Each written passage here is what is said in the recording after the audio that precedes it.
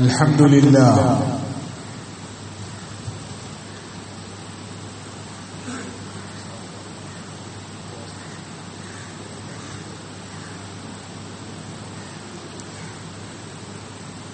الحمد لله رب العالمين نحمده سبحانه وتعالى ونستعينه ونؤمن به ونتوكل عليه ونعوذ بالله من شرور أنفسنا ومن سيئات أعمالنا من يهده الله فلا مضل له ومن يضلله فلا هادي له وأشهد أن لا إله إلا الله وحده لا شريك له وأشهد أن محمدا عبده ورسوله أرسله بالهدى ودين الحق ليظهره على الدين كله ولو كره المشركون اللهم صل على محمد وعلى آل محمد كما صليت على إبراهيم وعلى آل إبراهيم وبارك على محمد وعلى آل محمد كما باركت على إبراهيم وعلى آل إبراهيم في العالمين إنك حميد مجيد أما بعد فإن خير الكلام كلام الله وخير الهدي هدي النبي محمد صلى الله عليه وسلم وشر الأمور محدثاتها وكل محدثة بدعة وكل بدعة ضلالة وكل ضلالة في النار أعاذني الله وإياكم من النار ألا لا إيمان لمن لا أمانة له ولا دين لمن لا عهد له عباد الله أوصيكم وإياي أولا بتقوى الله أعوذ بالله من الشيطان الرجيم بسم الله الرحمن الرحيم يا أيها الذين آمنوا اتقوا الله حق تقاته ولا تموتن إلا وأنتم مسلمون يا أيها الناس اتقوا ربكم الذي خلقكم من نفس واحدة وخلق منها زوجها وبث منهما رجالا كثيرا ونساء واتقوا الله الذي تساءلون به والأرحام إن الله كان عليكم رقيبا يا أيها الذين آمنوا اتقوا الله وقولوا قولا سديدا يصلح لكم أعمالكم ويغفر لكم ذنوبكم ومن يطع الله ورسوله فقد فاز فوزا عظيما ولا تأكلوا أموالكم بينكم بالباطل وتدلوا بها إلى الحكام لتأكلوا فريقا من أموال الناس بالإثم وأنتم تعلمون ബഹുമാന്യരായ സത്യവിശ്വാസികളെ വിശ്വാസികളെ, പ്രപഞ്ചനാഥനായ അല്ലാഹുവിന്റെ വിധിവിലക്കുകൾ ജീവിതത്തിലുടനീളം പരമാവധി പാലിച്ച് തഖ്വയോടെ ജീവിക്കണമെന്ന് ആദ്യമായി വസിയ്യത്ത് ചെയ്യുകയാണ്, ഉപദേശിക്കുകയാണ്. കാരുണ്യവാനായ നാഥൻ ജീവിതത്തിൽ തഖ്വ പുലർത്താനും അതുവഴി വാഗ്ദാനം ചെയ്യപ്പെട്ടിട്ടുള്ള എല്ലാ അനുഗ്രഹങ്ങളും നമ്മുടെ ദുനിയാവിലെ ജീവിതത്തിൽ അനുഭവിക്കാനും ആസ്വദിക്കാനും പരലോകത്ത് സ്വർഗം പ്രതിഫലമായി ഏറ്റുവാങ്ങാനും നമ്മെയും നമ്മുടെ മാതാപിതാക്കളെയും ഭാര്യാസന്താനങ്ങളെയും ഗുരുനാഥന്മാരെയും നമുക്ക് പ്രിയപ്പെട്ട എല്ലാവരെയും പ്രത്യേകമായി തുണക്കുകയും അനുഗ്രഹിക്കുകയും ചെയ്യുമാറാകട്ടെ. ജീവിതത്തിലെ വിവിധങ്ങളായ ആവശ്യങ്ങളുമായി ബന്ധപ്പെട്ട് കാരുണ്യവാനായ നാഥനോട് നമ്മൾ നടത്തിക്കൊണ്ടിരിക്കുന്ന പ്രാർത്ഥനകൾ അല്ലാഹു കബൂൽ ചെയ്ത് നമ്മെ അനുഗ്രഹിക്കുമാറാകട്ടെ. അല്ലാഹുവിന്റെ മഹത്തായ അനുഗ്രഹത്താൽ ഒരു വിശുദ്ധ റമദാനിലെ വ്രതാനുഷ്ഠാനത്തിന് ശേഷം ഒരു സാധാരണ ജീവിതത്തിലേക്ക് നമ്മൾ തിരിച്ചു വന്നുകൊണ്ടിരിക്കുകയാണ്. റമദാനിൽ നിന്ന് നമുക്കെന്താണ് ബാക്കി കിട്ടേണ്ടത് എന്നതിനെ കുറിച്ച് റമദാൻ മാസക്കാലത്ത് ധാരാളമായി നമ്മൾ പറയുകയും ഉത്ബോധിപ്പിക്കുകയും മനസ്സിലാക്കുകയും ഒക്കെ ചെയ്തതാണ്. റമദാനിൽ നിന്ന് അങ്ങനെ ബാക്കി കിട്ടേണ്ടുന്ന കാര്യത്തെ മുറുകെ പിടിക്കുക എന്നതാണ് റമദാനിന് ശേഷമുള്ള നമ്മുടെ ഒരു ജീവിതത്തിൽ ഏറ്റവും പ്രധാനപ്പെട്ടത്. ഏറ്റവും സവിശേഷമായത് തഖ്വയാണ്. തഖ്വ കൊണ്ടുള്ള ഉപദേശം റമദാനിൽ തുടങ്ങുകയോ റമദാനിൽ അവസാനിക്കുകയോ ചെയ്യുന്ന കാര്യമല്ല എന്ന് നമുക്കറിയാം. അത് നിരന്തരമായി നമ്മുടെ ജീവിതത്തിൽ വിശുദ്ധ ഖുർആൻ എവിടെ എടുത്ത് പാരായണം ചെയ്താൽ തഖ്വ കൊണ്ടുള്ള ആഹ്വാനങ്ങൾ, ഉപദേശങ്ങൾ നമുക്ക് കാണാൻ കഴിയുന്നുണ്ട്. അതുകൊണ്ട് തഖ്വയെ മുറുകെ പിടിക്കുക, ജീവിതത്തിൽ സൂക്ഷ്മത കൈവെടിയാതിരിക്കുക എന്നതാണ് റമദാനിന് ശേഷമുള്ള ഒരു ജീവിതം നമ്മളോട് ആവശ്യപ്പെടുന്നത്. അങ്ങനെ സൂക്ഷിച്ചാൽ ജീവിതത്തിൽ ദുഃഖിക്കേണ്ടി വരികയില്ല എന്ന യാഥാർത്ഥ്യം ഉറച്ചു വിശ്വസിക്കുക. അത് ഏറ്റവും പ്രധാനപ്പെട്ട കാര്യമാണ്. തഖ്വ ജീവിതത്തിൽ ഉണ്ടാകുന്നതിന്റെ പ്രാധാന്യം എന്താണ് എന്നത് പലതവണ നമുക്ക് മുമ്പിൽ വിശദീകരിക്കപ്പെട്ടതാണ്. നമ്മുടെ യഥാർത്ഥ ജീവിതമായ പരലോക ജീവിതത്തിന്റെ വിജയത്തിന് നമുക്ക് തഖ്വ അനിവാര്യമാണ് എന്ന കാര്യത്തിൽ നമുക്ക് സംശയമില്ല. ഇന്ന അക്രമക്കും ഇൻദല്ലാഹി അത്ഖാക്കും. കാര്യങ്ങൾ അല്ലാഹുവിന്റെ അടുത്ത് പദവികൾ നൽകപ്പെടുന്നത്, കാര്യങ്ങൾ തീരുമാനിക്കപ്പെടുന്നത്, രക്ഷാശിക്ഷകൾ നൽകപ്പെടുന്നത് ഒക്കെ തഖ്വയുടെ അടിസ്ഥാനത്തിലാണ്. സൂക്ഷ്മതയോടുകൂടി ജീവിച്ചവർ, ആ സൂക്ഷ്മത സൽക്കർമ്മങ്ങൾ അനുഷ്ഠിക്കുന്നതിലും തിന്മകളിൽ പെട്ടുപോകാതിരിക്കുന്നതിലും പുലർത്തിയവർ, അവരതിന്റെ സൽഫലം പരലോകത്ത് അനുഭവിക്കുക തന്നെ ചെയ്യും. അള്ളാഹുവിന്റെ ഭാഗത്തു നിന്നുള്ള സ്വർഗീയ അനുഗ്രഹങ്ങളായി, സ്വർഗീയ പദവികളായി അതൊക്കെയും അനുഭവിക്കാൻ കിട്ടും എന്നതാണ് തഖ്വയുടെ പ്രാധാന്യം. അതേ സമയത്ത് തന്നെ പരലോകം, അവിടെയുള്ള ജീവിതം നമ്മുടേത് ഭദ്രമാക്കാൻ തഖ്വ ആവശ്യമാണ്, അനിവാര്യമാണ് എന്നതുപോലെ തന്നെ ദുനിയാവിലെ ജീവിത വിജയത്തിനും നമുക്ക് സൂക്ഷ്മത ആവശ്യമാണ്. സൂക്ഷിച്ച് ജീവിച്ചാൽ കാലിടറിപ്പോവുകയില്ല, വഴിയിൽ തെറ്റി വീഴുകയില്ല, വ്യതിചലിച്ചു പോവുകയില്ല. അതുകൊണ്ട് തന്നെ സങ്കടപ്പെടുകയോ ദുഃഖിക്കേണ്ടി വരികയോ ചെയ്യില്ല സൂക്ഷിച്ചാണ് ജീവിക്കുന്നതെങ്കിൽ. അപ്പൊ അതാണ് തഖ്വയുടെ പ്രാധാന്യം എന്ന് പറയുന്നത്.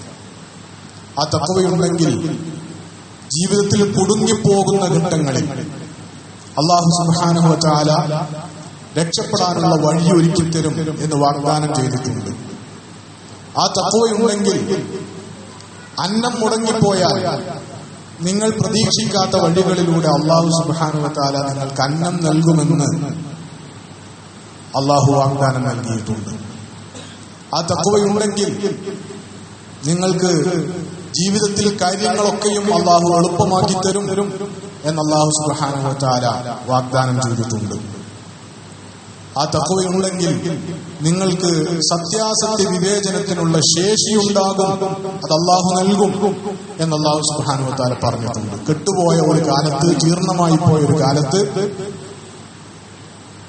നീതിക്കെതിരെ അനീതി ആധിപത്യം വാഴുന്ന ഒരു കാലത്ത്, ധർമ്മങ്ങൾക്ക് പ്രസക്തിയില്ലാതെ അധർമ്മങ്ങൾ കൊടികുത്തി വാഴുന്ന ഒരു കാലത്ത്, സത്യം അവഗണിക്കപ്പെട്ട് അസത്യത്തിന് ആധിപത്യം വരുന്ന ഒരു കാലത്ത്, സത്യമേത്, നീതിയേത്, ധർമ്മമേത്, നന്മയേത് എന്നൊക്കെ തിരിച്ചറിയാനുള്ള ശേഷി ഉണ്ടാകും നിങ്ങൾക്ക്. അങ്ങനെ ഏത് ആസുരകാലത്തും നിങ്ങൾക്ക് നന്മയുടെ പക്ഷത്ത് നിൽക്കാനുള്ള ശേഷി തഖ്വയിലൂടെ കൈവരും, അല്ലെങ്കിൽ തഖ്വയിലൂടെ അല്ലാഹു പ്രദാനം ചെയ്യും എന്ന് അല്ലാഹു സുബ്ഹാനഹു വ തആല വാഗ്ദാനം ചെയ്തിട്ടുണ്ട്.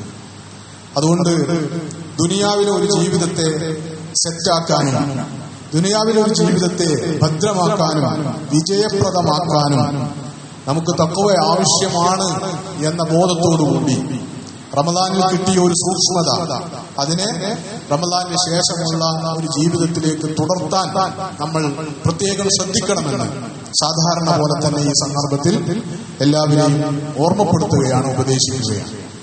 അങ്ങനെ ആ തഖ്വ മുറുകെ പിടിച്ചുള്ള ഒരു ജീവിതം നമ്മൾ മുന്നോട്ട് നയിക്കുന്നതിലൂടെ നമുക്ക് ജീവിതത്തിൽ ഉണ്ടാകുന്ന മഹത്തായ അനുഗ്രഹങ്ങൾ അത് നേടിയെടുക്കാൻ, ജീവിതത്തിലെ എല്ലാ പ്രതിസന്ധികളെയും അതുവഴി മറികടക്കാൻ, അള്ളാഹുവോട് സാമീപ്യം നേടാൻ, ആ സാമീപ്യം വഴി അള്ളാഹുവിന്റെ സഹായങ്ങൾ ജീവിതത്തിലേക്ക് വന്നു ചേരാൻ ഒക്കെയുള്ള അർഹത ഉറപ്പുവരുത്തുക എന്നത് നമ്മുടെ സമകാലിക ജീവിത സാഹചര്യം വെച്ച് വളരെ പ്രധാനപ്പെട്ടതാണ് എന്നും നമ്മൾ മനസ്സിലാക്കേണ്ടുന്ന കാര്യമാണ്. ആ ഓർമ്മപ്പെടുത്തലിന് ശേഷം നമ്മൾ ജീവിക്കുന്ന കാലഘട്ടത്തിന്റെ ഒരു സാഹചര്യത്തെക്കുറിച്ച് ഉള്ള ചില ബോധങ്ങൾ പകർന്നു നൽകേണ്ടതുണ്ട് എന്ന് തോന്നുന്നു. നമ്മൾ വളരെ സവിശേഷമായ ഒരു സാഹചര്യത്തിലാണ് ജീവിക്കുന്നത്. വളരെ അപകടകരമായ സാഹചര്യങ്ങളിലൂടെയാണ് മുസ്ലിം സമുദായം ഇന്ത്യ രാജ്യത്ത് കടന്നുപോയിക്കൊണ്ടിരിക്കുന്നത് എന്നത് പ്രത്യേകിച്ച് വിശദീകരിക്കേണ്ട ആവശ്യമില്ലാത്ത വിധം വ്യക്തമാണ്. ഏറ്റവും ഒടുവിൽ രാജ്യത്ത് പാസാക്കപ്പെട്ട ഒരു വഖഫ് നിയമത്തിലൂടെയാണ് നമ്മൾ കടുത്ത വിവേചനത്തിന് ഇരയായിട്ടുള്ളത് എന്നത് നമ്മൾ മനസ്സിലാക്കിയിട്ടുണ്ടാകും. ഇത് സ്വത്തുമായി ബന്ധപ്പെട്ട നിയമമാണ്. വഖഫ് സ്വത്തുക്കളുമായി ബന്ധപ്പെട്ട ഒരു നിയമമാണ് ഇപ്പോൾ ഏറ്റവും ഒടുവിൽ പാർലമെന്റിൽ ചുട്ട് പാസാക്കപ്പെട്ടിട്ടുള്ളത് എന്ന് നമുക്ക് കാണാം. യാദൃശ്ചികമാണോ എന്നറിയില്ല.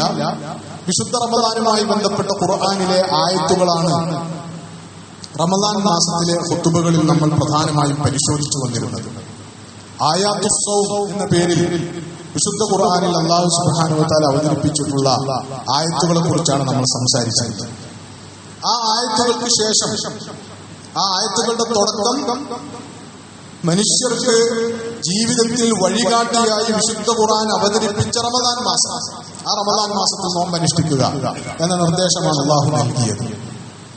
അതിന്റെ ശേഷം ആ ആയാത്തുസ്സവം അവസാനിച്ചതിന് ശേഷം അല്ലാഹു സുബ്ഹാനഹു വ തആല ഖുർആൻ വഴി എങ്ങനെയാണ് നമ്മളെ വഴികാട്ടുന്നത് എന്നതുമായി ബന്ധപ്പെട്ട് ആദ്യം പറയുന്ന കാര്യം വഇദാ സഅലക ഇബാദി അന്നി ഫഇന്നി ഖരീബ് എന്നത് നോമ്പ് നോൽക്കാൻ നിർദ്ദേശിച്ചതിന് ശേഷം അല്ലാഹു സുബ്ഹാനഹു വ തആല നമ്മളെ ഉപദേശിക്കുന്നു. നിങ്ങളുടെ ആരാധനാ ജീവിതത്തിൽ, നിങ്ങളുടെ ആത്മീയ ജീവിതത്തിൽ അള്ളാഹുമായിട്ടുള്ള സാമീപ്യത്തിന്റെ കാര്യത്തിൽ ഖുർആൻ നിങ്ങളെ വഴികാട്ടുന്നത് ഈ ആയത്തിലൂടെയാണ്. അത് അള്ളാഹുവിനെ കുറിച്ചുള്ള നിങ്ങളുടെ സങ്കല്പത്തെ കൃത്യപ്പെടുത്തിക്കൊണ്ട് അള്ളാഹു നിങ്ങളെ ഖുർആൻ നിങ്ങളെ വഴികാട്ടുക.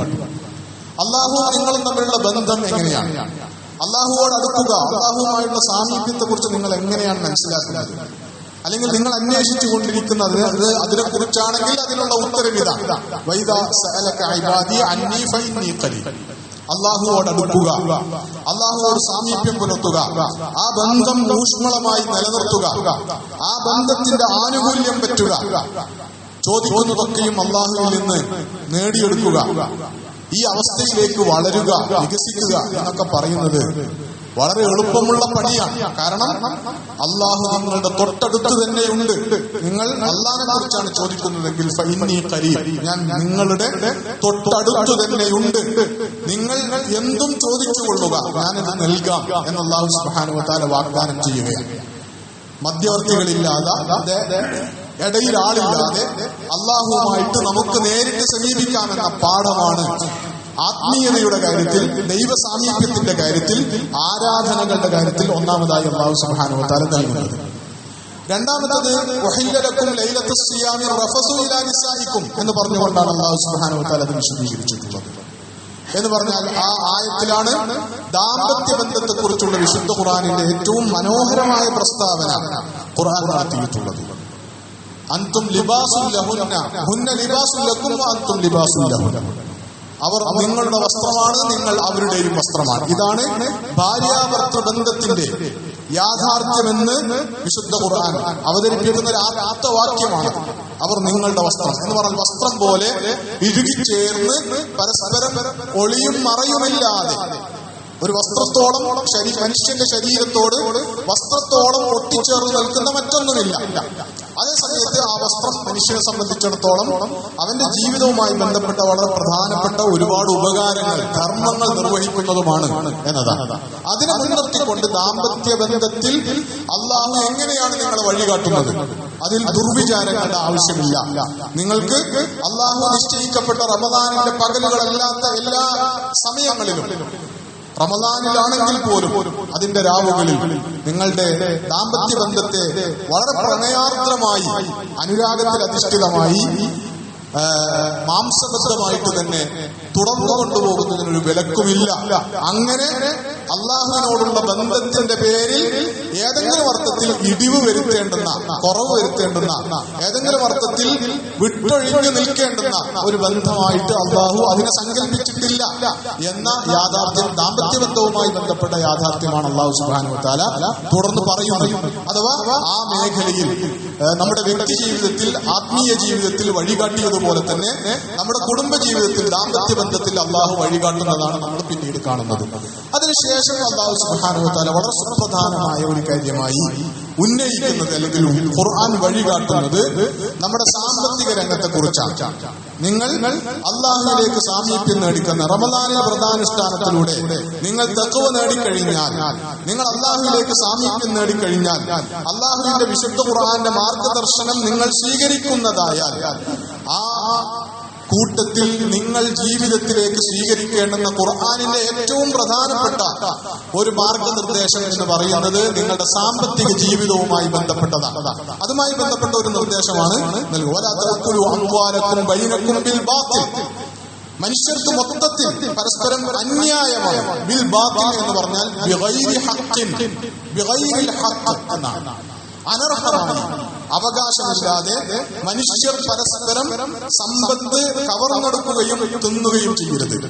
മോഷണത്തിലൂടെ, പിടിച്ചുപറിയിലൂടെ, അതേപോലെ തന്നെ പലിശയിലൂടെ, തട്ടിപ്പിലൂടെ, മറ്റ് സമാനമായ സ്വഭാവത്തിലുള്ള നെറികേടുകളിലൂടെ മറ്റുള്ളവരുടെ സമ്പത്ത് അപഹരിച്ചെടുക്കുകയും അത് ഉപയോഗിക്കുകയും അത് തിന്നുകയും ചെയ്യരുത് എന്ന നിർദ്ദേശമാണ് നൽകുന്നത്. അതിന് അല്ലാഹു സുബ്ഹാനഹു വ തആല വതുദ്ലു ബിഹാ ഇലൽ ഹുക്കാമി ലിതഅക്കുലു ഫരീഖൻ മിൻ അംവാലിൻ നാസ്, സമ്പത്ത് കവർന്നെടുക്കുക, സമ്പത്ത് ചൂഷണം ചെയ്യുക എന്ന് പറയുന്നത് പലപ്പോഴും വ്യക്തിതലത്തിൽ മാത്രം പരിമിതപ്പെടുന്ന ഒരു തിന്മയല്ല, മറിച്ച് പലപ്പോഴും അത്തരം സമ്പത്തിന്റെ അപഹരിച്ചെടുക്കലുകൾ, സമ്പത്തിന്റെ കവർന്നെടുക്കലുകൾ, സമ്പത്തിന്റെ അന്യാധീനപ്പെടുത്തലുകൾ ഒക്കെ സംഭവിക്കുന്നത് പലപ്പോഴും ഭരണകൂടത്തിന്റെയും ഭരണാധികാരികളുടെയും കൂടി ഒത്താശയോടുകൂടിയും അവരുടെ മൗനാനുവാദത്തോടെയോ അല്ലെങ്കിൽ പരസ്യമായ അനുവാദത്തോടുകൂടിയും ഒക്കെ ആയിരിക്കും എന്നതുകൂടി സൂചിപ്പിക്കാം. അതുകൊണ്ട് നിങ്ങൾ നേരത്തെ തന്നെ നിങ്ങൾ അന്യായമായി സമ്പാദിച്ചിട്ടുള്ള, അപഹരിച്ചെടുത്തിട്ടുള്ള സമ്പത്ത്, ആ സമ്പത്ത് കൊണ്ട് ഭരണാധികാരികളെ അച്ചാരം കൊടുത്ത്, കൈക്കൂലി കൊടുത്ത് കൂടെ നിർത്തുകയും അവരുടെ ഭാഗത്തു നിന്ന് നിയമപരമായ പരിരക്ഷ നിങ്ങൾക്ക്, നിങ്ങളുടെ തട്ടിപ്പിന് ഉറപ്പുവരുത്തുകയും, എന്നിട്ട് ജനങ്ങൾ ഒരു വിഭാഗത്തിന്റെ സമ്പത്ത് നിങ്ങൾ കൂടുതലായി അപഹരിച്ചെടുക്കുകയും ചെയ്യുന്നത് നിങ്ങൾക്ക് ഭൂഷണമായ കാര്യമല്ല, നിങ്ങൾക്ക് അനുവദിക്കപ്പെട്ട കാര്യമല്ല. അത് ഹറാമാണ് എന്ന് നിങ്ങൾക്ക് അറിഞ്ഞിരിക്കെ, അതൊരു അനീതിയും വിവേചനവും ആണ് എന്ന് നിങ്ങൾക്കറിഞ്ഞിരിക്കെ നിങ്ങൾ ആ പണിക്ക് നിൽക്കരുത്. ആ വിഷയത്തിൽ സവിശേഷമായി വിശുദ്ധ ഖുർആൻ നിങ്ങൾക്ക് വഴികാട്ടിയാകുന്നു. ഹുദൽ ലിന്നാസ് വബയ്യിനാത്തിൻ മിനൽ ഹുദാ വൽ ഫുർഖാൻ. സത്യാസത്യ വിവേചനം, ഏതാണ് ശരി ഏതാണ് തെറ്റ് എന്ന് മനസ്സിലാക്കുന്നിടത്ത്, ഏതാണ് ശരിയായ മാർഗം എന്ന് മനസ്സിലാക്കുന്നിടത്ത് വിശുദ്ധ ഖുർആൻ നിങ്ങളെ വഴികാട്ടുന്നത് ഈ സ്വഭാവത്തിലൂടെ കൂടിയാണ് എന്നാണ് അല്ലാഹു സുബ്ഹാനഹു വ തആല വിശുദ്ധ ഖുർആനിൽ ആയാത്തു സൗമിന്റെ ഭാഗമായിട്ട് തന്നെ സൂറത്തുൽ ബഖറയിൽ പറഞ്ഞു വെക്കുന്നത് എന്ന് നമുക്ക് കാണാൻ പറ്റുന്നതാണ്. സമ്പത്ത് എന്ന് പറയുന്നത് ജീവിതത്തെ സംബന്ധിച്ചിടത്തോളം വളരെ സവിശേഷമായ ഒന്നാണ്. വിശുദ്ധ ഖുർആനിൽ അല്ലാഹു സുബ്ഹാനഹു വ തആല നൽകുന്ന സമ്പത്തുമായി ബന്ധപ്പെട്ട നിർദ്ദേശങ്ങൾ പരിശോധിച്ചാൽ ആധുനികമായ ഒരു കാലഘട്ടത്തിൽ പോലും സാമ്പത്തിക ഭദ്രത അല്ലെങ്കിൽ ഒരു സാമ്പത്തിക ആസൂത്രണം സാധ്യമാകും വിധത്തിലുള്ള എല്ലാ അടിസ്ഥാനങ്ങളും വിശുദ്ധ ഖുർആന്റെ മാർഗദർശനങ്ങളിൽ നിന്ന് ലഭ്യമാണ് എന്ന് നമുക്ക് കാണാൻ പറ്റുന്നതാണ്. അതുകൊണ്ട് തന്നെ പൗരാണിക കാലം മുതൽ തന്നെ ഇസ്ലാമിക ചരിത്രത്തിൽ പണ്ഡിതന്മാർ സാമ്പത്തിക ആശയങ്ങളെ കുറിച്ച്, സാമ്പത്തിക തിയറികളെ കുറിച്ച്, സാമ്പത്തിക ഇടപാടുകളുടെ നിയമങ്ങളെ കുറിച്ച് ഒക്കെ വിപുലമായ എഴുത്തുകൾ നടത്തിയിട്ടുണ്ട്.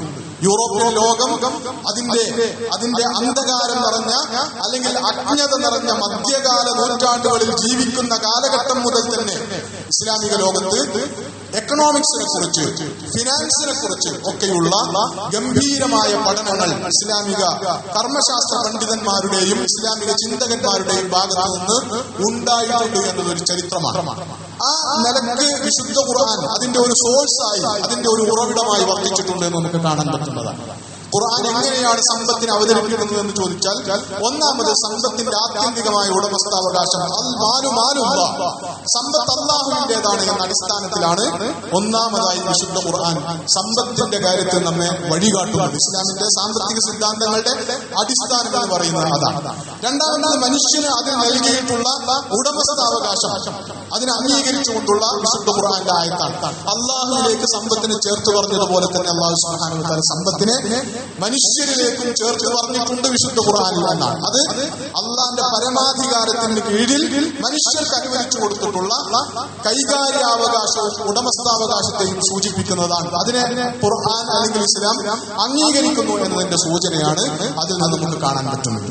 ഈ സമ്പത്തുമായി ബന്ധപ്പെട്ട് ഇസ്ലാമിക ശരീഅത്ത് മുന്നോട്ട് വെക്കുന്ന സകല നിയമങ്ങളുടെയും ആകത്തുക എന്താന്ന് ചോദിച്ചാൽ, ഇസ്ലാമിക ശരീഅത്തിന്റെ മഖാസിദുകളിൽ, അടിസ്ഥാന ലക്ഷ്യങ്ങളിൽ ഏറ്റവും പ്രധാനപ്പെട്ട 5 കാര്യങ്ങളിൽ ഒന്ന് ഹിഫ്ളുൽ മാൽ, സമ്പത്തിന്റെ സംരക്ഷണം എന്ന് പറയുന്നതാണ്. സമ്പത്തിന്റെ സംരക്ഷണം എന്ന് പറയുന്നത് ഇസ്ലാമിക ശരീഅത്ത് നിയമങ്ങളുടെ കാതല, ഒഴിച്ചുകൂടാൻ പറ്റാത്ത വശമാണത്. സമ്പത്തിന്റെ സംരക്ഷണം എന്ന് പറയുന്നത്, സമ്പത്തിന്റെ സംരക്ഷണത്തെ ഇസ്ലാം സങ്കല്പിക്കുന്നത് അത് സമ്പാദിക്കാനുള്ള ധാരാളം മാർഗങ്ങൾ മനുഷ്യർക്ക് മുമ്പിൽ തുറന്നു വെച്ചിരിക്കുന്നു എന്നതാണ് ഒന്നാമത്തെ കാര്യം. ഒന്നാമതായി സമ്പാദിക്കുക, സമ്പാദിച്ച സമ്പത്ത് ഉടമപ്പെടുത്തി വെക്കാനുള്ള അധികാരം ഉണ്ടാവുക, ഒരാളുടെ ഉടമസ്ഥതയിൽ കടന്നുകയറ്റം നടത്താൻ മറ്റുള്ളവരെ അനുവദിക്കാതിരിക്കുക എന്ന നിയമം ഇസ്ലാമിൽ വളരെ ഭദ്രമായി നിലനിൽക്കുന്നു എന്നതാണ്. അതേപോലെ തന്നെ സമ്പാദിച്ച സമ്പത്ത് നഷ്ടപ്പെടുത്തി കളയാതിരിക്കാനുള്ള, പാഴാക്കി കളയാതിരിക്കാനുള്ള ഉത്തരവാദിത്തം ആ സമ്പത്തിന്റെ ഉടമയിൽ വ്യക്തിപരമായും സമൂഹത്തിന്റെ മേൽ മൊത്തത്തിൽ സാമൂഹികമായും ഇസ്ലാം കെട്ടിയേൽപ്പിച്ചിരിക്കുന്നു എന്നതാണ്. അപ്പൊ അതിന്റെ പേരിലാണ് സാമ്പത്തികമായ നിയമങ്ങൾ ഇസ്ലാമിൽ ഉണ്ടായിട്ടുള്ളത്. സമ്പത്തിനെ പാഴാക്കി കളയാൻ അനുവാദമില്ല. ഒരു മുസ്ലിമിന് അതിന് അനുവാദമില്ല. എത്രത്തോളം എന്ന് വെച്ചാൽ അന്യായമായി സമ്പത്ത് പിടിച്ചെടുക്കാൻ വരുന്നവനെ എങ്ങനെ കൈകാര്യം ചെയ്യണം എന്ന് റസൂൽ സല്ലല്ലാഹു അലൈഹി വസല്ലം വിശദീകരിച്ചിട്ടുണ്ട്. അങ്ങനെ സമ്പത്തിനെ കവർന്നെടുക്കാൻ വരുന്നവന് കൊടുക്കരുത് എന്നതാണ് റസൂലിന്റെ ഒന്നാമത്തെ നിർദ്ദേശം. അവൻ അതിനുവേണ്ടി ആയുധം പ്രയോഗിച്ചാൽ തിരിച്ചും ആയുധം പ്രയോഗിക്കണം എന്നതാണ് റസൂലിന്റെ രണ്ടാമത്തെ നിർദ്ദേശം. അങ്ങനെ ആയുധം പ്രയോഗിക്കുന്നതിനിടയിൽ അവനെങ്ങാനും തന്നെ വധിച്ചാൽ, തന്നെ കൊന്നാൽ, അങ്ങനെ തനിക്ക് തന്റെ ജീവൻ നഷ്ടപ്പെട്ടാൽ അതിൽ ഒരു വിഷമവും ബേജാറും പേടിയും ഉണ്ടാകേണ്ടതില്ല. അതിന് ഷഹാദത്തിന്റെ പദവിയാണ് എന്നാണ് റസൂൽ സല്ലല്ലാഹു അലൈഹി വസല്ലം പറഞ്ഞത്. ഇനി അങ്ങനെ ആയുധ പ്രയോഗത്തിനിടയിൽ അവൻ ഇങ്ങോട്ട് വകവരുത്താൻ, തന്റെ ജീവൻ എടുക്കാൻ കഴിയുന്നതിന് മുമ്പ് അങ്ങോട്ട് ജീവൻ ഹനിച്ചാൽ ഒരു പേടിയും പേടിക്കണ്ട, അവൻ നരകാവകാശിയാണ്.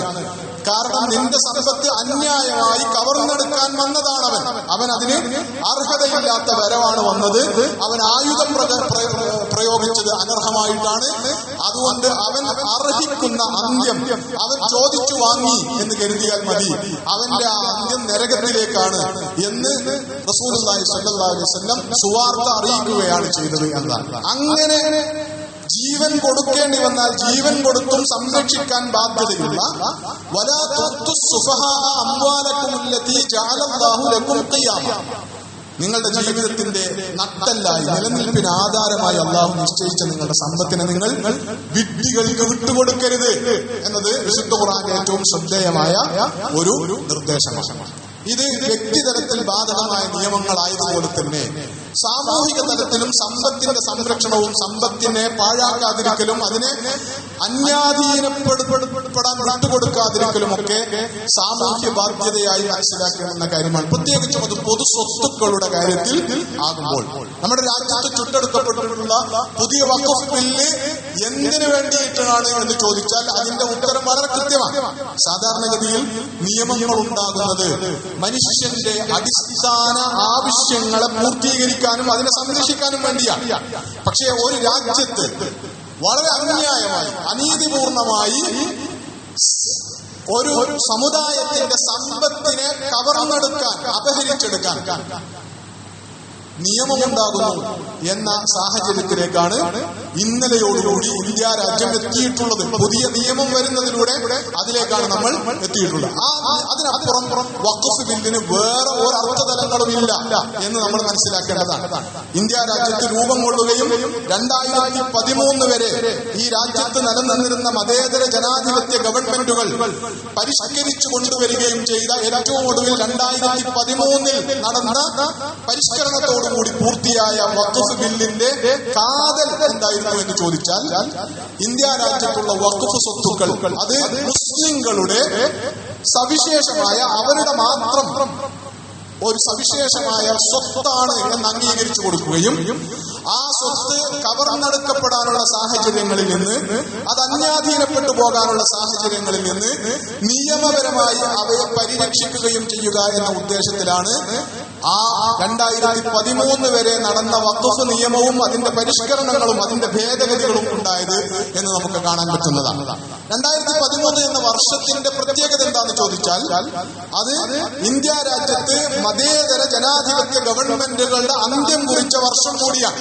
2014 മുതൽ ഇന്ത്യ രാജ്യത്ത് ഒരു വർഗീയ ഫാസിസ്റ്റ്, ഹിന്ദുത്വ വർഗീയ ഫാസിസ്റ്റ് ഭരണകൂടം നിലവിൽ വരികയാണ് ചെയ്തത്. അവിടെ മുതൽ ഇങ്ങോട്ട് അവർ ഇന്ത്യ രാജ്യത്തെ നിയമങ്ങളെ അസ്ഥിരപ്പെടുത്താനും ഭരണഘടനയെ തന്നെ വെല്ലുവിളിക്കാനും നടത്തിയിട്ടുള്ള നിരന്തരമായ പരിശ്രമങ്ങൾ, വളരെ കൃത്യമായ വിവേചനങ്ങൾ, കൃത്യമായ അനീതികൾ, ഇന്ത്യ രാജ്യത്തെ ഭരണഘടന മുന്നോട്ട് വെക്കുന്ന ഫണ്ടമെന്റൽ റൈറ്റ്സ്, മൗലികാവകാശങ്ങളെ പോലും മാനിക്കാത്ത വിധത്തിലുള്ള അനീതികൾക്ക് കാരണമാകുന്ന നിയമങ്ങൾ ചുട്ടെടുക്കുകയും ഭരണനിർവഹണം നടത്തുകയുമാണ് ഇന്ത്യ രാജ്യത്തെ ഹിന്ദുത്വ ഫാസിസ്റ്റ് ഗവൺമെന്റ് ചെയ്തു പോന്നിട്ടുള്ളത്. അങ്ങനെ അവർ തുടർന്നു പോകുന്ന നടപടിക്രമങ്ങളിൽ, നിയമ നടപടികളിൽ ഏറ്റവും അപകടകരമായ ഒന്നായിരുന്നു പൗരത്വ ഭേദഗതി ബിൽ, അതേപോലെ തന്നെ NRC എന്നൊക്കെ പറയുന്ന കാര്യങ്ങൾ.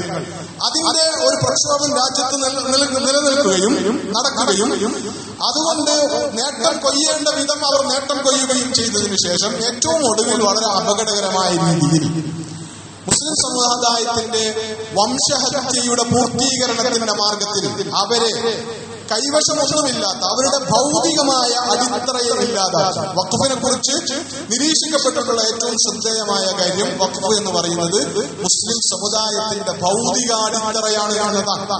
ആ ഭൗതിക അടിത്തറയെ ഇല്ലാതാക്കുക, അതിനെ കവർന്നെടുക്കുക, അതിനെ കേവലം ഗവൺമെന്റ് കവർന്നെടുക്കുക എന്ന് മാത്രമല്ല, NRCയിലൂടെയും പൗരത്വ ഭേദഗതി ബില്ലിലൂടെയും ഈ രാജ്യത്തെ ഭൂരിപക്ഷ സമുദായത്തിന് നൽകിയിരുന്ന ഒരു മെസ്സേജ്, ഇവരൊക്കെ ഇവിടുത്തെ പൗരന്മാരല്ലാതായിത്തീരും, ഈ രാജ്യത്തുള്ള മുസ്ലിങ്ങളൊക്കെ ഇവിടുത്തെ പൗരന്മാരല്ലാതായിത്തീരും, അവർ പൗരന്മാരല്ലാതായി തീർന്ന് ഈ രാജ്യത്ത് നിന്ന് നാട് കടത്തപ്പെടുകയോ അല്ലെങ്കിൽ ഈ രാജ്യത്തെ ജയിലുകളിലേക്ക് അടക്കപ്പെടുകയോ ചെയ്യുമ്പോൾ അവർ വിട്ടേച്ചു പോകുന്ന വീടും പറമ്പുമൊക്കെ തൊട്ടയൽപക്കത്ത് കിടക്കുന്ന നിങ്ങൾക്ക് കിട്ടും എന്ന വ്യാജമോഹം നൽകിയിട്ടാണ് പൗരത്വ ഭേദഗതി നിയമത്തിന് അനുകൂലമായി ഇവിടുത്തെ ഒരു ഭൂരിപക്ഷ സമുദായത്തെ ഏകോപിപ്പിക്കാൻ വേണ്ടി ഹിന്ദുത്വ ഗവൺമെന്റ് ശ്രമിച്ചിട്ടുള്ളത്.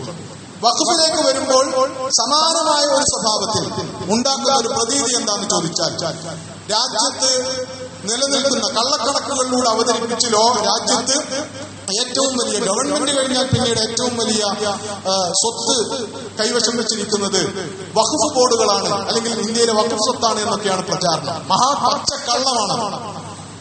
അതിനേക്കാൾ സ്വത്തുള്ള ധാരാളം ഏജൻസികൾ, മതവിഭാഗങ്ങൾ ഒക്കെ ഈ രാജ്യത്തുണ്ട് എന്നതാണ് യാഥാർത്ഥ്യം. ഇതൊക്കെ ഈ സമുദായത്തിനെതിരെ ഉയർത്തിവിടാൻ ആഗ്രഹിക്കുന്ന അന്യായങ്ങളുടെയും അനീതികളുടെയും ന്യായീകരണത്തിന് വേണ്ടി കെട്ടിച്ചമക്കപ്പെട്ട നുണക്കഥകളാണ്. അതവിടെ ഇരിക്കട്ടെ. അങ്ങനെ ഉള്ള ആ വഖഫ് സ്വത്തുക്കളെ കുറിച്ച് ഉണ്ടാക്കുന്ന പ്രതീതി എന്താണെന്ന് ചോദിച്ചാൽ, ഈ വഖഫ് സ്വത്തുക്കളൊക്കെയും ഗവൺമെന്റ് പിടിച്ചെടുത്തു കഴിഞ്ഞാൽ പിന്നീട് അതൊക്കെ ബാക്കിയുള്ളവർക്ക് വിതരണം ചെയ്യപ്പെടും. അതുകൊണ്ട് നിങ്ങൾക്ക് ഇവിടെ ഒരു നല്ല കാലം വരും വഖഫ് പിടിച്ചെടുക്കപ്പെടുന്നതിലൂടെ എന്ന ഒരു പ്രതീതി സൃഷ്ടിക്കാനാണ് ഇവർ ശ്രമിച്ചുകൊണ്ടിരിക്കുന്നത്.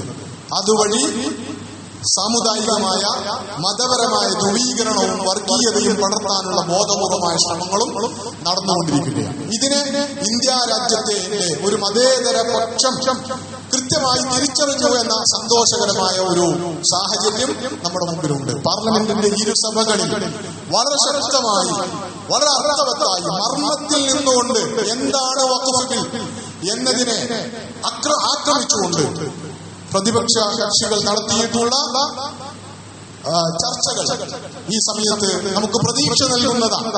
ഒരു സങ്കീർണമായ ജീവിത സാഹചര്യത്തിൽ ഇവിടുത്തെ ഒരു പ്രധാനപ്പെട്ട ന്യൂനപക്ഷം അനീതിക്കിരയാകുന്നു, വിവേചനത്തിനിരയാകുന്നു, ഭരണഘടന റദ്ദു ചെയ്യപ്പെടുന്നു, ഭരണഘടന അറ്റാക്ക് ചെയ്യപ്പെടുന്നു എന്ന ഒരു സാഹചര്യം വരുമ്പോൾ ഒന്നിച്ചു നിൽക്കാൻ ഈ രാജ്യത്തെ മതേതര കക്ഷികൾക്ക് കഴിഞ്ഞു എന്നത് നമുക്ക് പ്രതീക്ഷ നൽകുന്നതാണ്. അതുകൊണ്ട് കാര്യം തീരുകയില്ല. ഇനി നിയമം നിലവിൽ വന്നതിന് ശേഷം അത് നടപ്പാക്കി തുടങ്ങുമ്പോൾ ഈ രാജ്യത്തുള്ള പൊതുജനം, മതേതര സമൂഹം അടക്കമുള്ള ആളുകൾ എങ്ങനെ പ്രതികരിക്കും എന്നത് കാത്തിരുന്ന് കാണേണ്ടതാണ്. അതേസമയത്ത് മുസ്ലിം സമുദായത്തെ സംബന്ധിച്ചിടത്തോളം വരാനിരിക്കുന്ന കാലം, ദിവസങ്ങൾ അത് പരീക്ഷണത്തിൻ്റെതാണ് എന്ന് പറയാതിരിക്കാൻ നിർവാഹമില്ല. അതുകൊണ്ട് അനീതിക്കെതിരായ ശക്തമായ പോരാട്ടങ്ങൾക്കുള്ള ഊർജം, ഈമാനികമായ ഊർജം, അതിനുള്ള മനുഷ്യാവകാശ ബോധം, അതിനാവശ്യമായ ഭരണഘടനാ ബോധം, ഇതൊക്കെയും നമുക്ക് ഉണ്ടായിത്തീരേണ്ടുന്ന, നമ്മളിൽ ഏതെങ്കിലും കുറച്ചാളുകൾക്കല്ല, നമുക്കെല്ലാവർക്കും ഉണ്ടായിത്തീരേണ്ടുന്ന, നടക്കുന്നത് അന്യായമാണ്, അത് നിയമത്തിന്റെ വഴിയിലാണ് ആ അന്യായവും അനീതിയും നടക്കുന്നത് എങ്കിൽ പോലും ആ നിയമത്തിന് വിട്ടുകൊടുക്കാൻ പറ്റുന്ന ഒരു കേസല്ല ഇസ്ലാമിലെ വഖഫിന്റെ കേസ് എന്ന ബോധം നമുക്കുണ്ടാകണം. അതുകൊണ്ട് എന്താണ് ഇനി സംഭവിക്കാൻ പോവുക എന്ന് ചോദിച്ചാൽ, നമ്മുടെ പള്ളിയുടെ മേൽ നോട്ടീസ് ഒട്ടിക്കാൻ ഒരു ജില്ലാ കളക്ടറോ അയാളുടെ സമാന തസ്തികയിലുള്ള ഒരു ഉദ്യോഗസ്ഥനോ കടന്നു വരികയാണ് ചെയ്യുക. ഇത് തർക്കപ്രദേശമാണ് എന്ന് നോട്ടീസ് ഒട്ടിക്കാൻ, അല്ലെങ്കിൽ ഇത് ഗവൺമെന്റ് ഭൂമിയാണ് എന്ന് നോട്ടീസ് ഒട്ടിക്കാൻ കടന്നു വരികയാണ് ഈ നിയമത്തിന്റെ ആനുകൂല്യത്തിൽ അടുത്ത ഘട്ടത്തിൽ സംഭവിക്കാൻ പോകുന്നത്. നമ്മുടെ പള്ളിയിൽ അങ്ങനെ വരും. നമ്മുടെ മദ്രസാ സ്ഥാപനങ്ങളിലും നമ്മുടെ വിദ്യാഭ്യാസ സ്ഥാപനങ്ങളിലും ഒക്കെ പോലീസിന്റെ അകമ്പടിയോടെയോ അല്ലാതെയോ ഒക്കെ ജില്ലാ കളക്ടറും സമാന തസ്തികയിലുള്ള ഉദ്യോഗസ്ഥന്മാരും ഇനി കടന്നു വരാനിരിക്കുന്നു നോട്ടീസ് പതിക്കാൻ. നമ്മുടെ വീടുകളിൽ ജപ്തി നോട്ടീസ് പതിക്കാൻ ബാങ്ക് ഉദ്യോഗസ്ഥന്മാർ വരുന്നത് പോലെ അങ്ങനെ വരുമ്പോൾ നിസ്സഹായരായി നോക്കി നിൽക്കാതിരിക്കാനുള്ള ഈമാനിക ബോധവും മനുഷ്യാവകാശ ബോധവും ജനാധിപത്യ ബോധവും ഭരണഘടനാ ബോധവും ഈ സമുദായത്തിനുണ്ടായേ പറ്റൂ. ഈ സമുദായത്തിന് മാത്രമല്ല, പൊതുവിൽ ഈ രാജ്യത്തെ മുഴുവൻ മനുഷ്യർക്കും ഉണ്ടായേ പറ്റൂ എന്ന സാഹചര്യത്തിലാണ് നമ്മളുള്ളത്. ഇതിവിടം കൊണ്ട് നിൽക്കുകയില്ല എന്നെല്ലാവരും തിരിച്ചറിയേണ്ടതാണ് എന്നത് പൊതുസമൂഹത്തെ, പൊതുജനത്തെ നമ്മൾ ബോധവൽക്കരിക്കേണ്ടതാണ്. അതുകൊണ്ട് ദീർഘിപ്പിക്കുന്നില്ല. കാര്യങ്ങളെ കുറിച്ച് ശരിയായ അവബോധം ഉണ്ടാകാൻ നമുക്ക് ബാധ്യതയുണ്ട്. കാര്യങ്ങൾ ആകെ കൈവിട്ടു പോവുകയാണ്. ഇന്ത്യ രാജ്യത്ത് നിലവിൽ വന്നിട്ടുള്ള വഖഫ് ബിൽ 2024 എന്ന് പറയുന്നത് ഇന്ത്യ ചരിത്രത്തിന്റെ ഗതി നിർണയിക്കുന്ന, ഇന്ത്യയുടെ സ്വാതന്ത്ര്യാനന്തരമുള്ള പ്രയാണത്തിൽ അതിന്റെ ഗതിയെ തന്നെ തിരിച്ചുവിടുന്ന വളരെ സുപ്രധാനമായ അപകടകരമായ ഒരു നാഴികക്കല്ലായിരിക്കും എന്നുള്ള കാര്യത്തിൽ സംശയമില്ല. അതുകൊണ്ട് ജാഗ്രതയോടുകൂടി സ്വത്തുക്കൾ വിട്ടുകൊടുക്കാതിരിക്കാനുള്ള അവകാശങ്ങൾ അങ്ങനെ നിയമം വഴി കവർന്നെടുക്കാൻ ശ്രമിക്കുന്നത് ഭരണകൂടവും അതിന്റെ സംവിധാനങ്ങളുമാണെങ്കിലും അതിന് വഴങ്ങിക്കൊടുക്കാതിരിക്കാനുള്ള ധാർമ്മിക ബോധവും ധാർമ്മിക രോഷവും ധൈര്യവും സംഭരിക്കേണ്ടുന്ന കാലമാണിത് എന്ന് പൊതുവായി ഉത്ബോധിപ്പിക്കുകയാണ് അല്ലാഹു സുബ്ഹാനഹു വ തആല. ഈ സങ്കീർണതകളെയൊക്കെയും ഈ വെല്ലുവിളികളെയൊക്കെയും നമ്മുടെ ഒരു ജനാധിപത്യ ബോധത്തിൽ, നമ്മുടെ ഒരു മനുഷ്യാവകാശ ബോധത്തിൽ, അതിലുപരിയായി ഇസ്ലാം നമുക്ക് പകർന്നു നൽകുന്ന ഒരു നീതിബോധത്തിൽ നിന്നുകൊണ്ട് പ്രതിരോധിക്കുവാനുള്ള ഊർജം, അതിനുള്ള കരുത്ത് ഈ സമുദായത്തിന് പ്രദാനം ചെയ്ത് അനുഗ്രഹിക്കുമാറാകട്ടെ. വഖൂലു ഖൗലി ഹാദാ വഅസ്തഗ്ഫിറുല്ലാഹ ലി വലക്കും ഫസ്തഗ്ഫിറൂഹു ഇന്നഹു ഹുവൽ ഗഫൂറുർ റഹീം.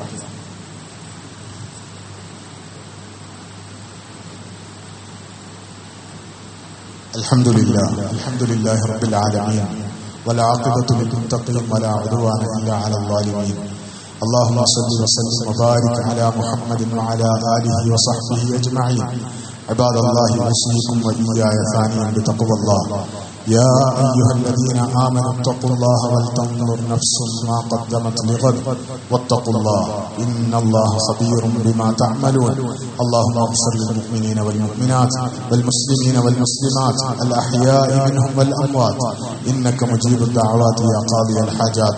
طيب ثراهم واجعل الجنة مأوانا ومأواهم. اللهم أجرنا من النار. اللهم أجرنا ووالدينا من النار. اللهم إنا نشكو إليك ضعف قوتنا وقلة حيلتنا وهواننا على الناس فلا تكلنا إلى أنفسنا طرفة عين ولا أقل من ذلك. اللهم انصر الإسلام والمسلمين في كل مكان في العالم يا رب العالمين. اللهم أعز الإسلام والمسلمين وأذل الشرك والمشركين وأذل الكفر والكافرين وأذل النفاق والمنافقين وأذل الظلم والظالمين. اللهم خذ الظالمين أخذ عزيز مقتدر.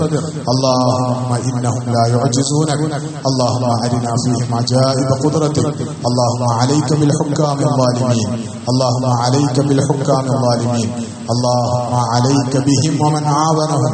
اللهم عليك بهم ومن عاونهم وزبانيتهم.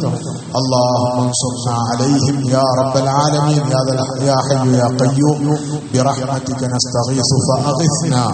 اللهم انصر إخواننا المجاهدين في فلسطين. اللهم انصر الإسلام والمسلمين في كل مكان في العالم يا رب العالمين.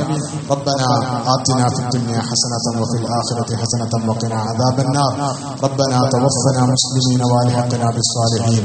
ربنا تقبل منا إنك أنت السميع العليم وتب علينا إنك أنت التواب الرحيم. فاغفر لنا يا غافر المذنبين وارحمنا بأنواع رحمتك يا أرحم الراحمين. وصلى الله تعالى وسلم على خير خلقه سيدنا محمد وعلى آله وصحبه أجمعين.